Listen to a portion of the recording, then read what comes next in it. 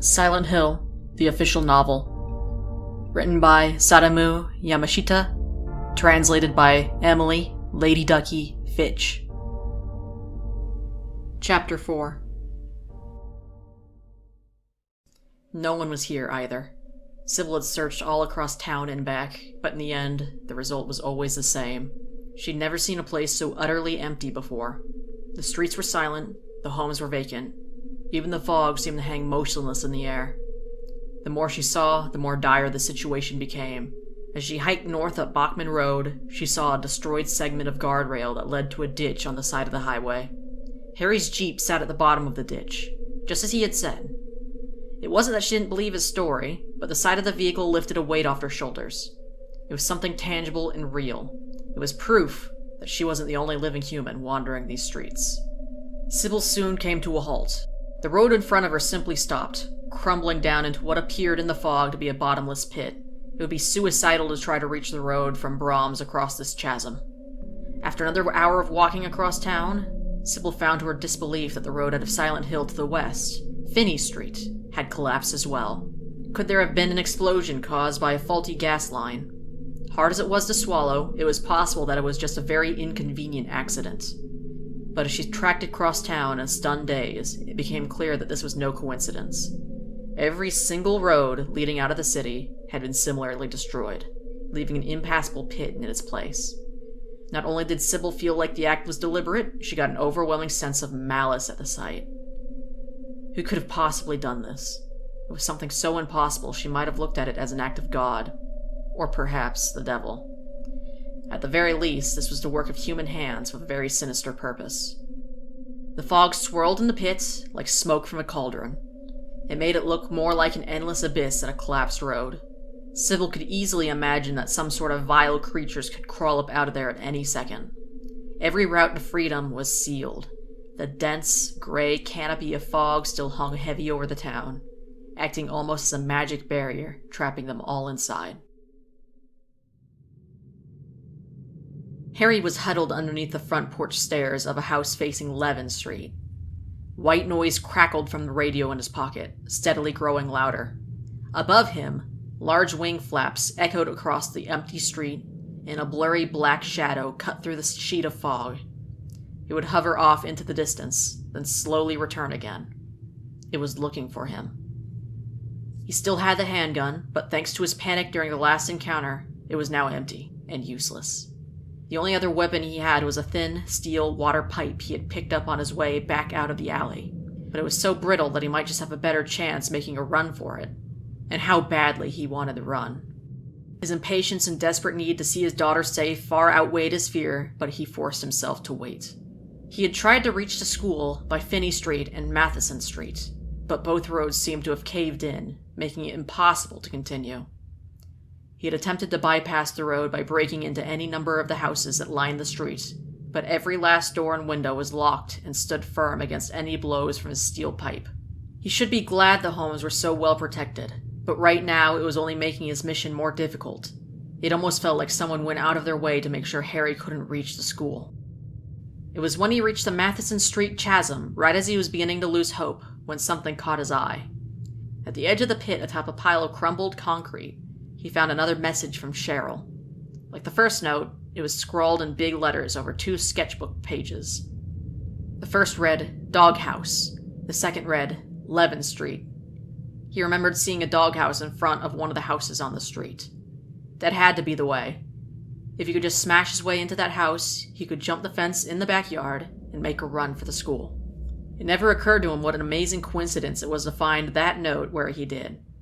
The suspicion that finding a note written by his daughter telling him exactly where to go at exactly the moment he needed it might be too good to be true never even crossed his mind. His thoughts were only on Cheryl, his precious little girl. She's out there now, alone and afraid. I have to go now. Harry inched out from under the porch stairs, holding his breath in anticipation. It was right there.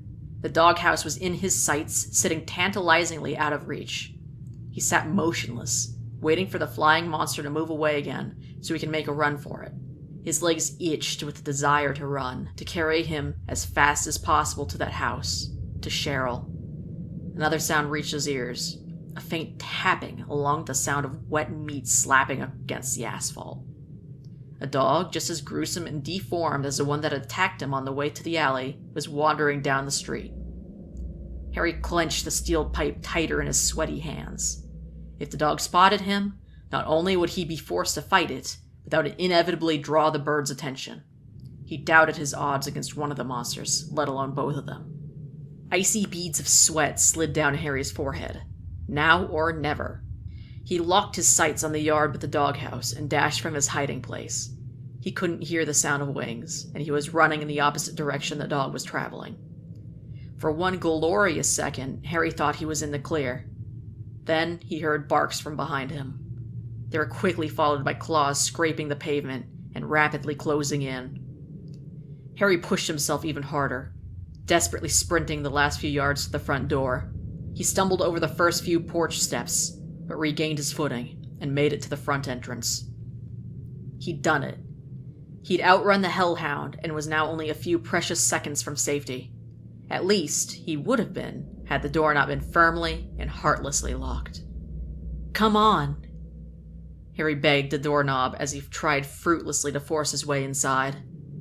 He slammed his fist against the side of the house and yelled for help, but he was rewarded only with silence.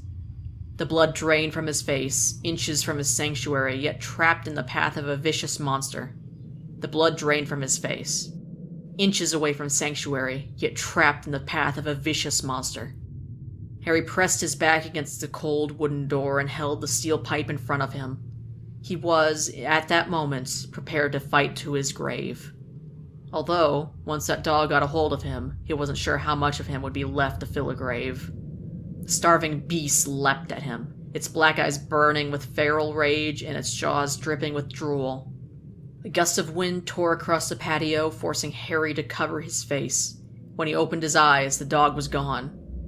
A piercing cry, like nails scraping against glass, ripped through the air. The familiar sound of wings mixed with yelps of pain and more horrid screeching. The monstrous bird had captured its prey. Harry could hardly believe his eyes. The monsters were cannibalizing each other.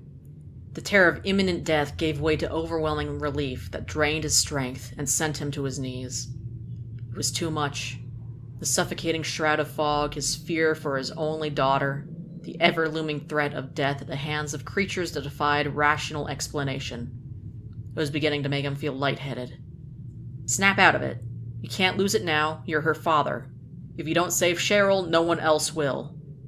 Harry breathed in deeply and pulled himself to his feet. He shakily made his way back down the steps.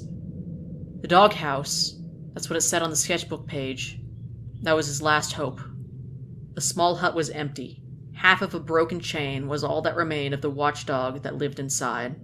A gleaming key was taped to the back wall. The house owners must have put it here for their dog to guard. How Cheryl knew this was here, Harry had no clue, but he was grateful she did. The key opened the door without issue, and once inside, Harry locked the door and breathed a long sigh of relief. This house, like the rest of the town, seemed to be abandoned. Despite his desperate situation, there was still an unsettling feeling that came with trespassing in a stranger's house, like someone could jump out at you at any moment. Only one thing grew stronger than his unease, the emptiness in his stomach. He passed through the living room and dining room into the kitchen and straight to the refrigerator. The food inside looked good enough. He grabbed a can of beer and finished it off in a matter of seconds. He popped open another can and drank between handfuls of ham and cheese. He hadn't eaten anything since noon. The plan had been to take Cheryl to a nice French restaurant by the lake for a special dinner. He had heard great things about the salmon Monnier, and Cheryl had always wanted to eat at a fancy place like that. Harry never thought he'd be alone and scavenging food from a stranger's kitchen. The alcohol had done its work to calm his frayed nerves, and the food had filled him and restored some of his vigor. Much as he would love to stay and rest even longer, there was still work to be done before he could depart. Harry began to search the empty home for anything that could be of use. Ideally, he wanted something that could replace his empty pistol as a suitable weapon.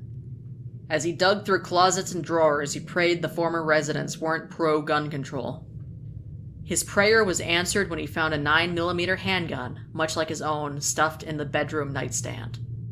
Unfortunately, it came with little spare ammo. The magazine contained 12 bullets, and the cartridge box only 7. It wasn't much, but he'd much rather have this than rely on the steel pipe.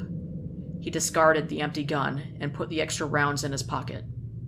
He was also lucky enough to happen upon a small emergency flashlight. It would be invaluable once night fell. Having collected everything of use, Harry made his way to the back door. He wasn't prepared for what he found on the other side. A wall of pitch-black darkness. It was mid-afternoon when he entered the house, and he had only been inside a half hour at the most. Whatever was causing the bizarre events was not content with just manipulating the weather. Now it was altering the flow of time. None of that mattered, though. He'd walk out into a hurricane if it meant holding Cheryl safe in his arms again. Even if the world ended and God and the devil clashed in these very streets, he'd endure it all for her. Relying on nothing but a dim flashlight and a faint hope, Harry charged into the town dyed black with darkness.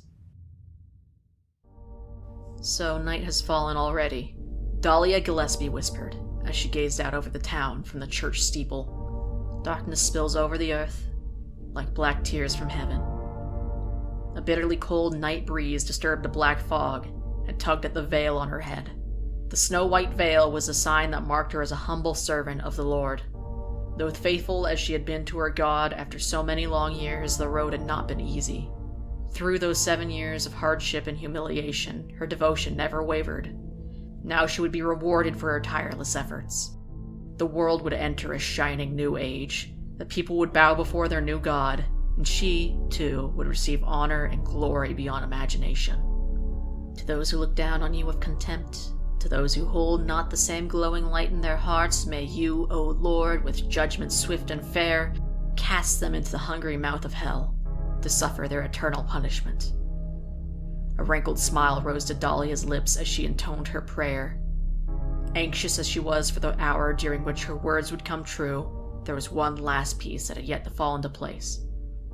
The Holy Mother, the blessed vessel by which God could be brought into this world. Without her, the ritual would be impossible. "Where are you, my dear? Won't you come out soon?" Dahlia glared into the darkness. If it was a game of hide-and-seek the girl wished, then hide-and-seek she would have to play.